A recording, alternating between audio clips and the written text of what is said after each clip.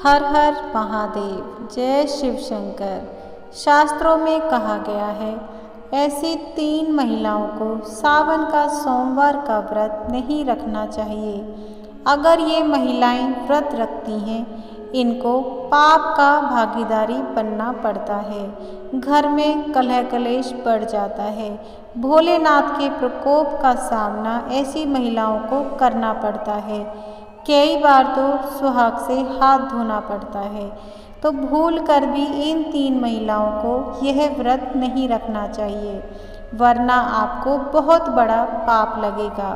आप सुहागन से विधवा बन जाएंगी। ऐसे प्रकोप का आपको सामना करना पड़ेगा, क्योंकि भोलेनाथ जितने भोले हैं, जब अपने प्रचंड रूप में आते हैं तो उतना ही भयंकर फल भी देते हैं। तो आपसे निवेदन है कि आप ऐसी 3 महिलाएं हैं तो व्रत को भूल कर भी ना रखें। सिर्फ आप सावन के महीने का आनंद लें। आपको बताती हूँ कि वो कौन सी महिलाएं हैं जिनको व्रत नहीं रखना चाहिए, जिनके व्रत रखने से उनका सौभाग्य दुर्भाग्य में बदल जाता है। 1.25 महीने के अंदर ही उनको सफ़ेद साड़ी पहननी पड़ जाती है। ऐसी वो महिलाएं हैं जिनका दुर्भाग्य कभी भी साथ नहीं छोड़ता। सनातन धर्म के अनुसार सावन सोमवार का व्रत केवल सुहागिनें या फिर ऐसी कन्याएं रख सकती हैं जिन्हें वर प्राप्ति की कामना हो, जो अपनी शादी के लिए रखना चाहती हों, या फिर ऐसे युवक जो शादीशुदा हों, या फिर किसी से प्रेम करते हों और उनसे ही विवाह करना चाहती हों, तभी आप सावन का व्रत रख सकते हैं। तो वही सावन का व्रत कर सकते हैं। लेकिन ऐसे युवक युवतियां जो बगैर शादी किए एक साथ रह रहे हैं, यानी कि 7 फेरे नहीं किए हैं, फिर भी कोर्ट मैरिज की है, तो उन्हें भी यह व्रत नहीं करना चाहिए। अगर वो यह व्रत करते हैं, उनको भयंकर प्रकोप का सामना करना पड़ेगा। उनका बहुत जल्द रिश्ता टूट जाएगा। बहुत जल्द उनके जीवन में बहुत सारी परेशानियां खड़ी हो जाएंगी।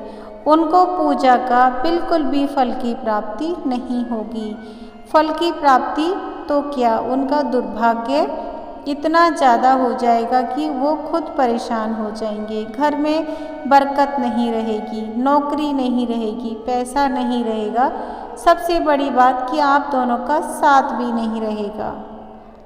भोलेनाथ अपने गुस्से में आते हैं तो बहुत भयंकर हमें फल भी देते हैं। ऐसे जातक जो लोगों से बातें तो अच्छी करते हैं, आज के कलयुग में ऐसे बहुत सारे इंसान हैं जो मुंह पे कुछ बोलते हैं लेकिन मन में कुछ होता है।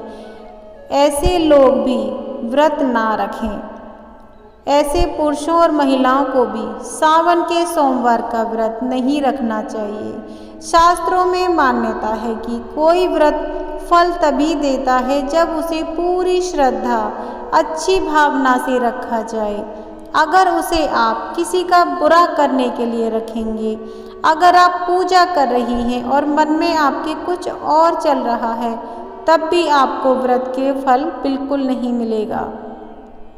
किसी के भी प्रति मन में कोई गलत विचार बढ़ने ना दें, कोई गलत भावना आने ना दें, वरना भोलेनाथ रूठ जाते हैं। आपको अच्छे फल की बजाय बहुत भयंकर दंड देते हैं, जिसको आप बर्दाश्त नहीं कर पाते हो। कई बार आपका सौभाग्य दुर्भाग्य में बदल जाता है। भूल कर भी आप ऐसी गलती ना करें। जब भी आप भोलेनाथ की पूजा करें, मन को साफ, तन को साफ और अच्छे विचार करें। भोले भगवान को याद करें, माँ पार्वती को याद करें। आप उनके पूरे परिवार की आराधना करें, तब आप पूजा करें। जब मन से पूजा की जाती है तो आपको फल की प्राप्ति भी अवश्य होती है। शास्त्रों में कहा जाता है, सिर्फ जल डालने से पूजा नहीं होती, साथ में आपको मन को भी साफ करना होता है। सिर्फ तन साफ करने से भी पूजा नहीं होती। जब तक हमारा मन और तन साफ नहीं होंगे, तभी हमारे मन में अच्छे विचार आएंगे। इसलिए आपको पूजा अच्छी भावना से करनी है, तभी आपको फल की प्राप्ति जरूर होगी। नंबर 3, कौन सी महिलाएं हैं जिनको सावन का सोमवार का व्रत नहीं रखना चाहिए? ऐसी महिलाएं जो विधवा हैं, जिनका सुहाग उजड़ चुका है, अगर वो चाहती हैं कि सावन के सोमवार का व्रत रखें, तो मैं उन माताओं से कहना चाहूँगी कि आप सावन के सोमवार का व्रत ना रखें। आप सिर्फ पूजा करके आ जाएं, भोलेनाथ की आराधना करें, पर व्रत ना करें, क्योंकि ये प्रेमियों का जोड़ा होता है। ये सावन का महीना प्यार का महीना होता है, तो आप भूल कर भी भोलेनाथ का व्रत ना करें। आप सिर्फ पूजा करें और उनकी आराधना करें, जिससे आपके घर में जो कष्ट चल रहे थे वो खत्म हो जाएं। आपके घर में धन धान्य की वृद्धि हो, आपके पोते पोतियों की आयु लंबी हो, आपके बेटा सौभाग्य हो, उसकी नौकरी अच्छी चले, व्यापार अच्छा चले, तो आप ऐसी भावना से पूजा करें भोलेनाथ की, पर व्रत ना करें। नंबर 4, सावन का महीना प्रेम का महीना माना जाता है। शास्त्रों के अनुसार सावन सोमवार व्रत कभी ऐसे प्रेमी जोड़े को नहीं रखना चाहिए जो एक दूसरे से दूर रहते हों। घर में कई बार लड़ाई झगड़े हो जाते हैं, पति पत्नी अलग हो जाते हैं, अलग अलग रहना शुरू कर देते हैं, क्योंकि जो आज की जनरेशन है उसमें पत्नियां कमाती हैं, तो वो एक बात भी अपने पति की नहीं सुनती हैं, उनका अपमान भी कर देती हैं और साथ में ही अलग हो जाती हैं। पर अगर आप ऐसा करते हैं तो आपको ये व्रत नहीं रखना है। अलग रहने वाले प्रेमियों को पहले एक हो जाना चाहिए, एक साथ रहना चाहिए, तभी आप ये व्रत रखें। जब तक आप दोनों एक साथ ना हो जाएं, तब तक आप भोलेनाथ का व्रत ना रखें, वरना उनका प्रकोप आपको बहुत भारी पड़ेगा। आप अभी कुछ समय के लिए अलग हुए हो, फिर आप हमेशा के लिए अलग हो जाओगे। इतना भारी दंड आपको उठाना पड़ेगा। अगर आप भोलेनाथ की पूजा करना चाहते हैं, उनका पूजा का फल प्राप्त करना चाहते हैं, तो आप दोनों पहले एक हो जाइए, अच्छी भावना से, अच्छे मन से। सावन के महीने में अपने प्रेमी जोड़े को एक कर लीजिए और बहुत प्यार से रहिए, तभी घर में सुख शांति आती है, तभी हमारे घर में बरकत भी होती है।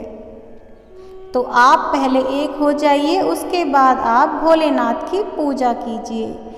ऐसी महिलाओं को भी सावन के सोमवार का व्रत नहीं रखना चाहिए जिनका डिवोर्स हो जाए या तलाक हो जाए।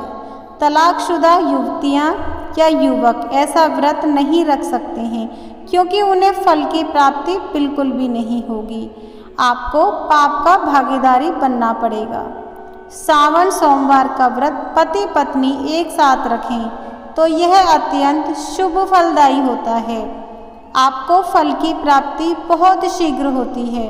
सावन के सोमवार में आप जब भी मंदिर जाएं, 1 लोटा जल, उसमें थोड़ा सा गंगा जल, साबुत अक्षत, ध्यान रहे चावल आपको टूटे नहीं लेने हैं। जो साबुत चावल होते हैं आप वो डालें लोटे के अंदर, थोड़ा सा शहद, कच्चा दूध, थोड़ी सी दही, तब आप मंदिर जाएं।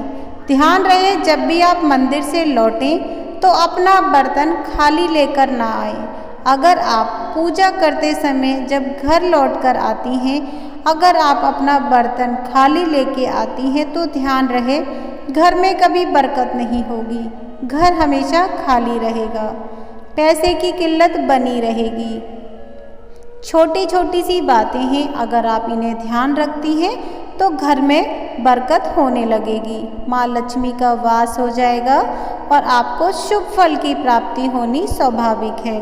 जब भी आप मंदिर से आएँ, लोटे में थोड़ा सा जल जरूर लेके आएँ। जो आप लोटे में जल लेके आई हैं तो घर में घुसने से पहले जो भी आपका मेन गेट है उसके तरफ आपको सबसे पहले सीधे हाथ की तरफ थोड़ा सा जल डालना है। उसके बाद आपको उल्टे हाथ की तरफ थोड़ा सा जल डालना है। इससे हमारे जो दरवाजे हैं दोनों पवित्र हो जाते हैं, नकारात्मक ऊर्जा खत्म हो जाती है। अगर आप ऐसे मंदिर से आती हैं तो घर में धन धान्य की वृद्धि होती रहती है। मिलती हूँ कल नई वीडियो के साथ, तब तक के लिए राधे राधे, जय भोलेनाथ।